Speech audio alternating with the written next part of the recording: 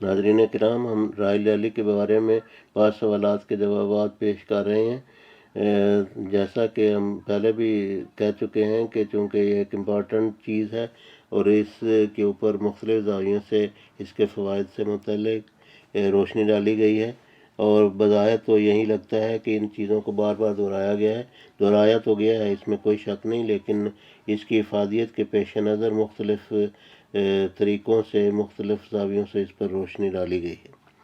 سوال ہے، Royal jelly کو استعمال کرنے کا بہترین طریقہ کیا ہے؟ رائل جیلی کو استعمال کرنے کا بہترین طریقہ یہ ہے کہ اس کو فریز کر کے خشک حالت میں یا شہد میں ملا کر استعمال کیا جائے۔ ایسا کرنے سے اس کی غذائیت محفوظ رہتی ہے۔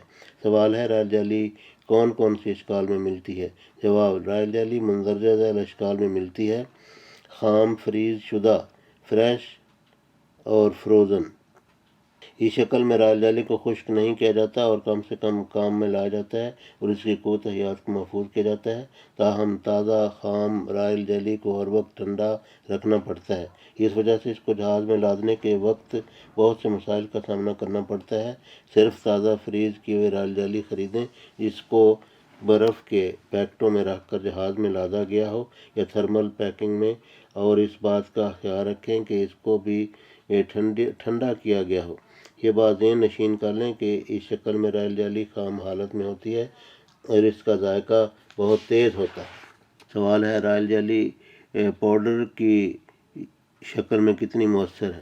جواب، رائل جیلی کے پاؤڈر کا سب سے بنیادی فائدہ یہ ہے کہ اس کو ذخیرہ کرتے وقت اس کی کم